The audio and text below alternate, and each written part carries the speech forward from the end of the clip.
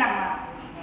British వారి పరిపాలనకి ఎదురు తిరిగి వ్యతిరేకంగా పోరాటం చేస్తూ మొట్టమొదటి మహిళలా ప్రసిద్ధి చెందింది చెన్నమ్మ. చెన్నమ్మ బాల్యం గురించి మాట్లాడితే, చెన్నమ్మ గారికి చిన్న వయసు నుంచే గుర్రపు స్వారీ అంటే చాలా ఇష్టం. గుర్రపు స్వారీ అంటే మీకు ఏంటో తెలుసా?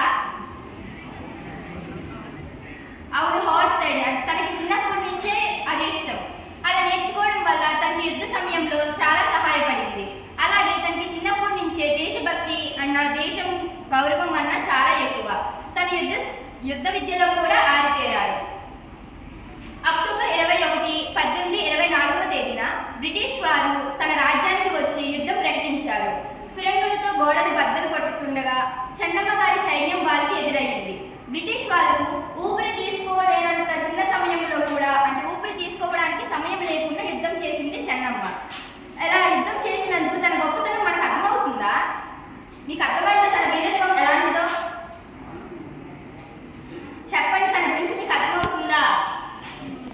బ్రిటిష్ వాళ్ళ పరిపాలనను మొట్టమొదటిసారిగా ఎదిరించిన మహిళ. తను ఏ రాష్ట్రానికి చెందినదో తెలుసా? ఏ రాష్ట్రానికి చెందినది? కిత్తూరు చెన్నమ్మ. అవును, మీరు చెప్పినది నిజమే. తను కిత్తూరు చెన్నమ్మ కర్ణాటక రాష్ట్రానికి చెందినది. ఫస్ట్ విజయం, మొదటిసారిగా విజయం తనకాసి ఉన్న బ్రిటిష్ అధికారుల చేతులకు లొంగలేక తప్పలేదు. కిత్తూరు చెన్నమ్మ డిసెంబర్ 5, 1824 బ్రిటిష్ అధికారుల చేతులకు లొంగిపోయింది. తను వీరోచితంగా పోరాడిన బ్రిటిష్ అధికారుల చేతులకు లొంగిపోయింది. చివరిగా డిసెంబర్ 5, 1824 తను చెరసాలలో పెట్టబడినది. చెరసాల అంటే ఏమో తెలుసా? అవును, బ్రిటిష్ వాళ్ళు తనని చెరసాలలో పెట్టారు. తననే కాక తన కోడలైన వీరమ్మను, ఇంకా జానకి బాయను కూడా చెరసాలలో పెట్టారు. బ్రిటిష్ వాళ్ళు కదా, వాళ్ళు కావాల్సిన దానికన్నా ఎక్కువ చేస్తారు, అవునా కాదా? అందుకు తన రాజ్యాన్ని మొత్తం పాడు చేస్తారు.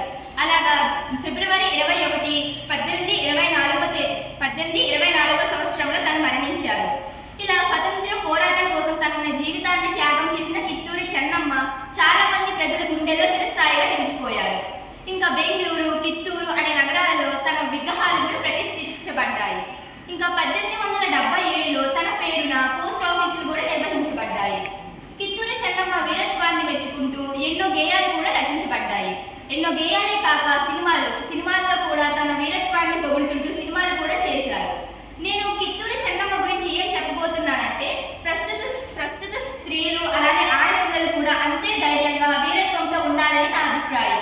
ప్రస్తుత సొసైటీలో అంతగా ఆడపిల్లలకు